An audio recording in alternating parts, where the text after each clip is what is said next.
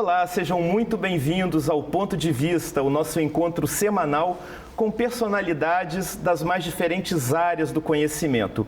E o assunto do Ponto de Vista dessa semana é a disseminação de informações falsas, também conhecidas como fake news. E para dialogarmos sobre este problema que vem gerando tantos transtornos em nossa sociedade, nós convidamos o jornalista e professor do curso de comunicação da UFES, Edgar Rebouças. Vou informar aqui o currículo do professor Edgar, que é um pouquinho extenso, e para isso vou ter que fazer a leitura. O professor Edgar, ele leciona a disciplina de Ética na Comunicação, é membro do Conselho de Ética Pública do Espírito Santo, coordenador do Observatório da Mídia, um dos fundadores e coordenador da Rede Nacional de Combate à Desinformação e diretor internacional da Intercom, que é a Sociedade Brasileira de Estudos da Comunicação. Professor Edgar, seja muito bem-vindo ao nosso Ponto de Vista. Prazer é todo meu estar aqui na TVE, como sempre, fazendo um serviço público de qualidade para os capixabas. E antes de iniciar a entrevista, é bom lembrar que o professor Edgar Rebouças também passou aqui pela TV Educativa. Com muito prazer e muita honra, lá no início da minha carreira. Professor Edgar, nós temos aí a pandemia do novo coronavírus, né? Que vem provocando uma série de mudanças aí, né? Não apenas de comportamento, enfim, mudanças muito profundas na sociedade. O senhor diria que as fake news hoje, elas também podem ser consideradas uma pandemia? A gente já avançou na academia e também na Unesco, Organização Mundial de Saúde, a gente já avançou em alguns estudos sobre esse conceito e a gente já está chamando de infodemia, a partir dessa quantidade excessiva de informação que circula, principalmente a partir da disseminação das redes sociais digitais. As pessoas passaram a ter um fluxo tão grande de informações para gerar e para consumir que estão se perdendo. Cria-se uma disfunção, que é quase como se chamava antigamente, uma disfunção narcotizante, e cria essa infodemia. É uma doença, é um mal da sociedade hoje. As pessoas têm muito acesso à informação, mas não sabem selecionar e digerir aquilo que faz bem para elas. E no final das contas acaba digerindo mais do que faz mal. Esse fenômeno, né, ele é um fenômeno recente que surgiu com o advento da internet e, consequentemente, das redes sociais, ou já vem sendo verificado ao longo da história? Ou ele tem antecedentes? É muito interessante porque, assim, virou moda, mais ou menos, chamar de fake news recentemente, mas notícia falsa sempre teve. Né? Na minha época de repórter, quando a gente compartilhava as emissoras junto, chamava isso de mentira. Mentira ou barrigada, quando o jornalista errava ali, mas inadvertidamente. Por quê? Não era esperado de quem faz a mediação social, de quem leva a informação, contar mentira. Não faz parte do nosso cardápio para oferecer à sociedade. A gente tem que trabalhar com a verdade factual. Então, se um jornalista mente, ele deixa de ser jornalista. Ele não é jornalista, ele está fazendo outra coisa. O que acontece é que o uso da mentira em prol da política, em prol de interesses comerciais, sempre existiu. Momentos de guerra, sempre teve a mentira ligada à política e tal.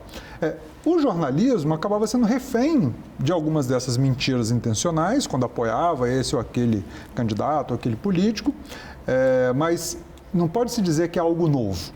Foi incrementado a partir das redes sociais digitais, principalmente porque entrou um ator novo nessa mediação, que é o cidadão comum, que não tem a formação para ser jornalista, que não tem a formação para ser um publicitário, para ser um cineasta. Uma pessoa simplesmente acha que por ter um artefato tecnológico na mão, que filma, emite som, grava e tal, ele vira um jornalista. Não, ele não é um jornalista. Seria mais ou menos como você dar uma chave de carro para uma pessoa e falar assim, vai lá disputar uma corrida. Não, ela vai bater com o carro, porque ela não é um profissional da condução. Então, um profissional da comunicação sabe que não pode mentir, sabe que não pode dar desinformação, sabe que não pode fazer fake news. O grande problema acontece a partir daí, Thelmo, quando, principalmente, início dos anos 2000, começa a haver uma disseminação maior das redes sociais digitais.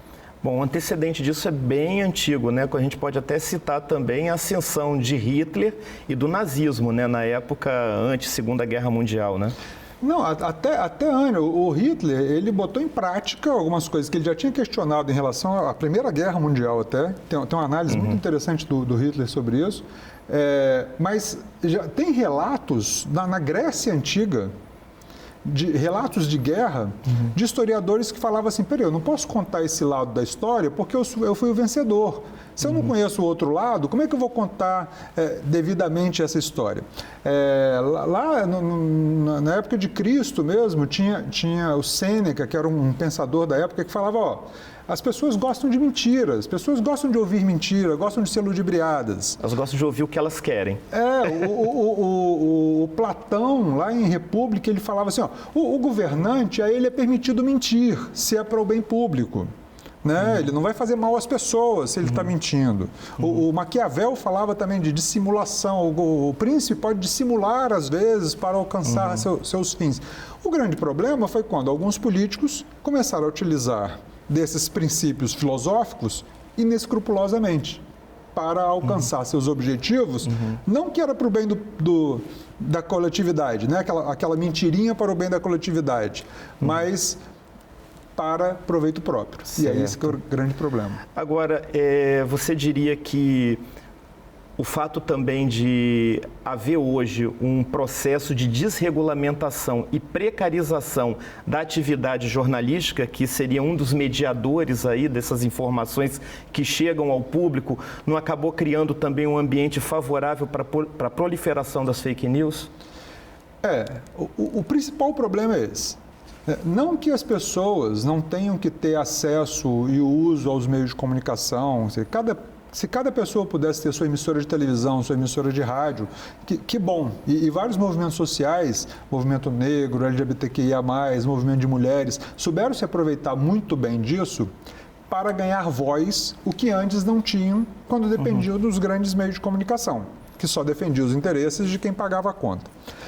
Só que, em paralelo a esses movimentos sociais, que têm uma intenção séria de se posicionar e tem um discurso e tem toda uma ideologia por trás, veio uma enxurrada de pessoas utilizando os meios de comunicação para falar bobagem. Então, o grande fluxo de informação que circula nas redes sociais digitais é de bobagem, é de mentira. Não é? Você pode até ser coisas para você se entreter, se divertir, é legal se divertir. Só que começar a utilizar a mentira para ganhos pessoais, como aí se disseminou mais ainda, e a gente viu isso mais de forma presente na época da campanha do Donald Trump, 2016, que tinha dentro de uma estratégia de propaganda que já tinha sido estudada lá na década de 20 pelo pessoal de relações públicas, sabia que mentir é bom para a propaganda. Daí até ter essa distinção do que é propaganda e o que é publicidade. Propaganda é ideológica, publicidade é comercial. Então, começaram a se valer novamente dessas técnicas de propaganda com o uso da mentira. Depois a gente desmente isso. E o Donald Trump fazia isso muito facilmente. E as pessoas acreditavam. A gente viu isso aqui no Brasil também. Na campanha de 2018, que seguiu a mesma linha, muitas mentiras foram ditas. Sempre teve mentira em campanhas eleitorais, mas não como uma estratégia quase única de propaganda eleitoral. E muita gente acreditou. Esse que é o grande problema. E aí as pessoas passam a repercutir essas mentiras.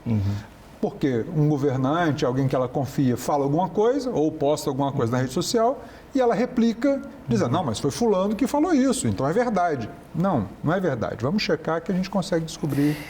Os defensores dessa disseminação, dessa propagação de fake news, eles costumam sempre evocar o preceito da liberdade de expressão. E aí eu pergunto, Edgar, qual o limite dessa liberdade de expressão? Existe essa defesa, não é só por aí não, vários meios de comunicação também se utilizavam desse princípio, desse discurso escudo da liberdade de expressão para qualquer tipo de regulação que fosse proposta. O que é um grande equívoco. A liberdade de expressão não está acima de nenhum outro direito. Muito pelo contrário. Na nossa Constituição brasileira, está lá, o artigo 220 fala da liberdade de expressão. Mas no artigo 5º fala que você tem que respeitar as pessoas, que você não pode invadir a privacidade, que você não pode ser preconceituoso, que você não pode ter distinção de raça, de religião. Então, se você, em nome da sua liberdade de expressão, ofende alguém, você está errado. Não é porque está dizendo que você pode ter que você deve usar. Se você agride alguém, você não pode usar a liberdade de expressão. Se você mente, está errado. Isso é crime. Então, o grande problema é esse. Se uma pessoa mente deliberadamente, isso é um crime. Do mesmo jeito que não existe o bom jornalista ou o bom comunicador que fala a verdade. Do mesmo jeito que não tem, ele é um bom marido porque não bate na mulher. Não. Se ele bate na mulher, é um criminoso. Do mesmo jeito, um jornalista ou qualquer pessoa, uma dona de casa, um trabalhador, que mente, ele está cometendo um crime também. Se o presidente da República mente, ele está cometendo um crime. O caso é esse. E as pessoas mais ou menos naturalizaram essa mentirinha aí, né? Pode tudo. Não pode tudo em nome da liberdade de expressão. Pois é, Edgar, como nós estamos vivendo essa infodemia, como você citou logo lá no início da nossa conversa, né? Para a pandemia do novo coronavírus, nós temos um antídoto, que são as vacinas, né? E para essa infodemia das fake news, quais as vacinas que você enxerga?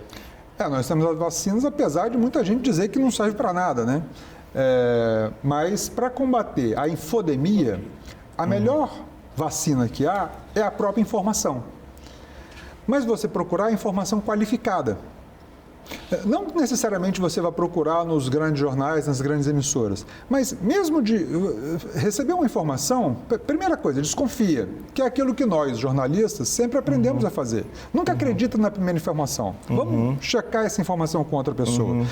Que é aquilo que foi falado lá na Grécia Antiga por aquele general que foi lá narrar o resultado de uma guerra. Ele falou, não posso narrar só o meu ponto de vista, eu tenho que saber o que os outros acham. Então, a desinformação pode ser checada dessa forma, ver outras fontes. Edgar, para a gente fechar esse nosso bate-papo, você, membro fundador né, e coordenador da Rede Nacional de Combate à Desinformação. Queria rapidinho que você falasse para os nossos telespectadores qual o papel dessa rede e como ela vem atuando para este combate aí às fake news. Essa rede foi criada no ano passado, porque a gente viu que tinham vários grupos, entidades de pesquisa da sociedade, movimentos sociais, que estavam gastando um tempo enorme desmentindo essas informações. E aí a gente conseguiu reunir, inicialmente eram 30 entidades, hoje já são 130, um ano depois, e a gente consegue cruzar informações. Tem pessoal da área de saúde, pessoal da área de alimentação, pessoal da área de publicidade, pessoal da área de jornalismo, várias áreas do conhecimento que se reúnem para discutir o que é e não ter um retrabalho para ter que ficar desmentindo. Porque o grande trabalho, Thelma, é o seguinte, num oceano de água salgada, o nosso trabalho é tentar filtrar, dessalinizar em gotas para mostrar à sociedade que pode ser água potável ali e não acredita em tudo que circula nas redes. Edgar, obrigado pela sua presença, sua participação aqui no Ponto de Vista. Sempre à disposição. E eu agradeço também a sua audiência, a sua boa companhia e espero revê-lo no nosso próximo Ponto de Vista. Até lá!